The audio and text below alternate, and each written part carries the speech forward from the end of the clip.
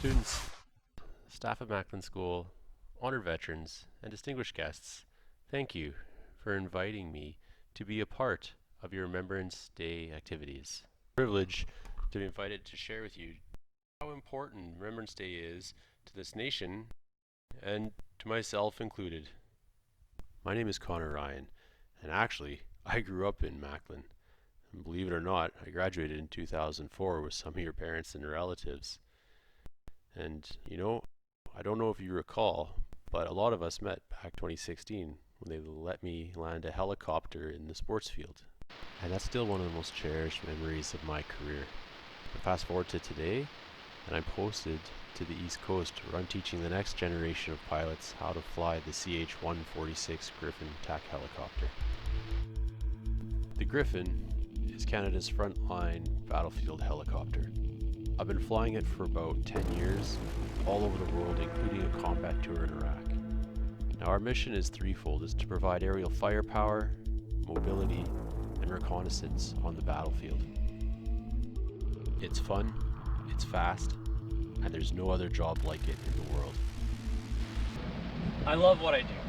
I thrive on the action, the adventure, the excitement, and the challenges that the military provides. But the reason I chose to serve is because I really believe that Canada and people are worth protecting. And I'm not the only person that thinks that way. Like countless others, I know that our way of life is sacred. And this Wednesday is about honoring the memories and the lives of those who gave everything to keep us safe. Just picture yourself as a soldier. You've been walking for days. You're exhausted, you're carrying your heavy pack, your weapons. Maybe it's snowing out, or maybe you're in the extreme heat and you've been sweating. You haven't eaten anything that hasn't come out of a can. And at night, you're digging a small shell scrape to try to get some sleep. But that's usually interrupted by a watch, or maybe an enemy barrage, artillery fire, or an enemy attack. Or maybe you're a sailor, feeling the freezing winds and the salt spray of the North Atlantic as you stand watch for enemy subs and airplanes that are trying to break the shipping supply lines to your friends on the battlefield. Maybe you're knee-deep in water that's flooded the lower decks of your ship and you haven't seen land for weeks. Or maybe you're one of the many stranded in the freezing ocean waiting for a rescue.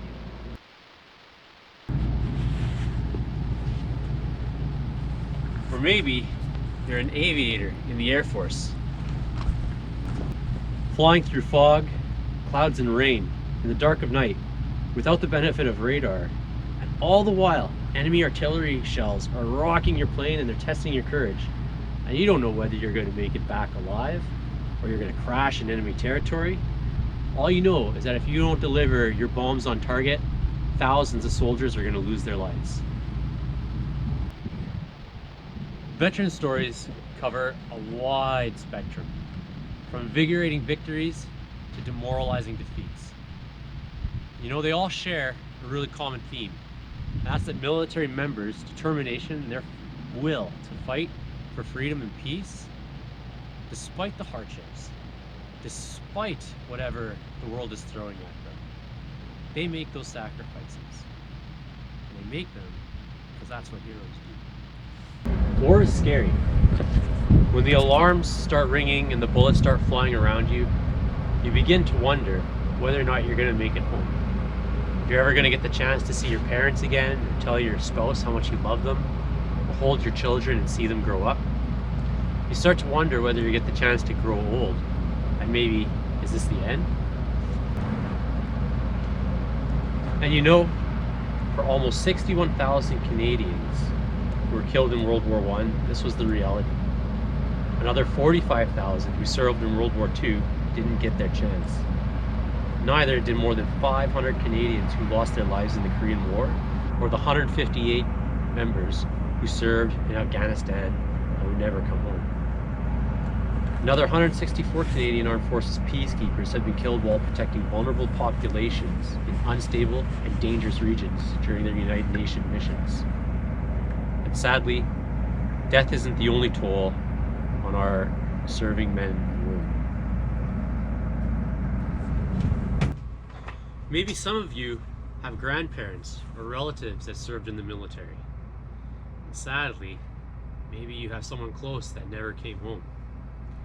I know I do, and I'd like to introduce them to you. Captain Jules Mackenzie grew up in Weyburn, and she died tragically while on a search and rescue mission off the East Coast in 2002. And Captain Nicola Goddard grew up in Black Lake, Lac La Ronge in northern Saskatchewan. And she was the first female Canadian combat soldier killed in action. She was only 26 years old when she died in a firefight as Taliban forces launched an assault on the city of Kandahar. And also, Master Corporal Byron Greff. He grew up in Swift Current, just outside of Regina. He was a paratrooper with the Princess Patricia's Light Infantry, and he was only 28 years old and had just become a new dad when he was killed in Afghanistan in an ambush. Sadly, he has two little kids that are growing up without their father. And a good friend of mine, Captain Jen Casey. We worked together, and she was the brightest and happiest, friendliest person you would ever meet. And so she was a captain working with the Snowbirds, and she loved sharing the military with the public.